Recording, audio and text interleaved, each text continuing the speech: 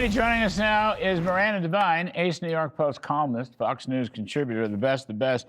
So Miranda, I had this, I'll call it a theory, okay? And some Kudlow theories do better than other Kudlow theories, I get that. But you've got two strong, smart women, Jessica Tisch, the police commissioner, and Elise Stefanik, Republican House member running for governor, who's already running even with Hochul.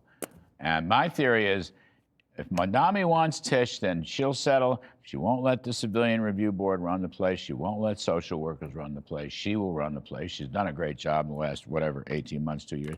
And Elise Stefanik, who's probably going to win, but if Hochul whispers tax hikes, Elise will pound her into the ground.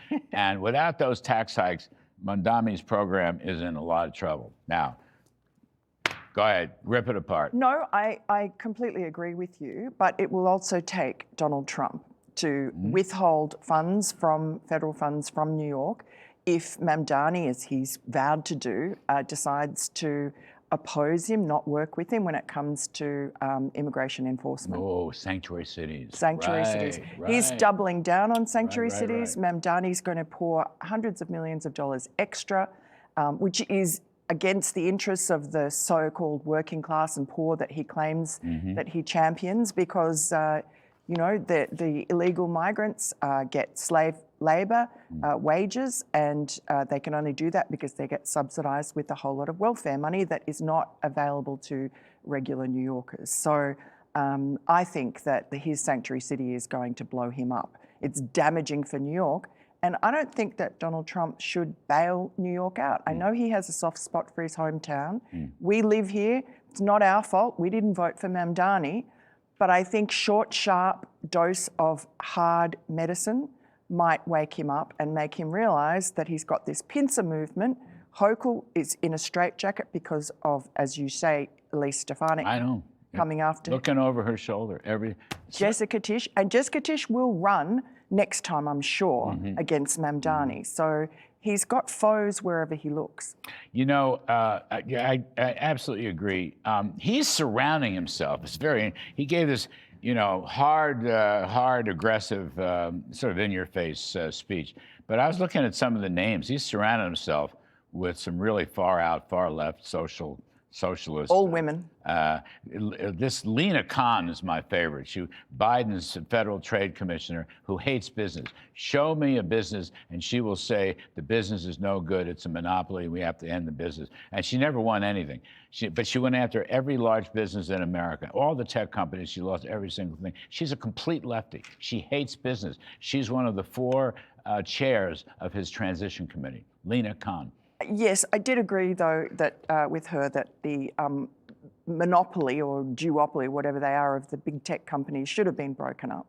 For the top 50, the top 100, she was going after every single company. Well, some of these tech companies just went way outside their mandate when they decided to deplatform the New York Post, deplatform the president. They have way too much power.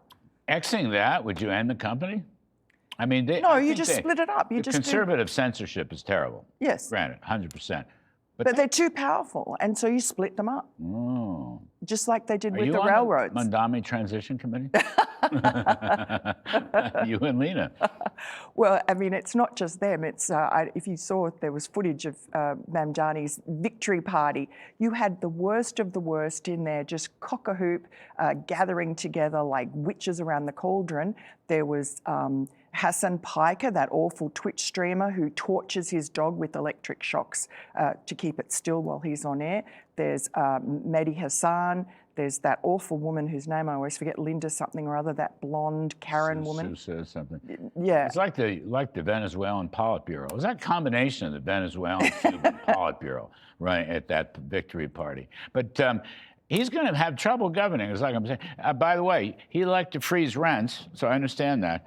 That will destroy the housing stock in New York City, but he can't. The Rent Guidelines Board makes those decisions. And Eric Adams has already installed his people in there who are rational. Yeah. I think so. And the MTA is going to be a problem, and the legislature is going to be a problem with Elise Stefanik as the enforcer. And, you know, Cuomo managed to keep de Blasio somewhat in hand, and Stefanik is going to be way stronger and more on the right than.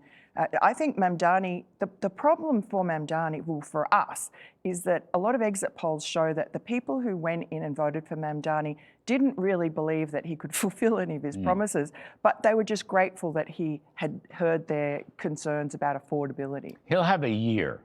If he doesn't get the stuff done in a year, he's finished. He will not have any real political capital.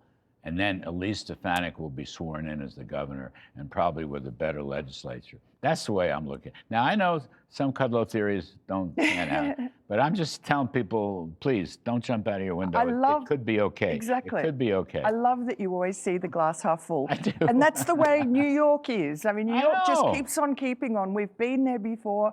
I lived here pre-Giuliani. Those were really the bad old days. You know, maybe New York has to hit rock bottom to get a new, you know, savior like Giuliani come along. All right, Jessica Tisch and Elise Stefanik and Miranda Devine. Thank you very much. Thanks, Appreciate it. Larry.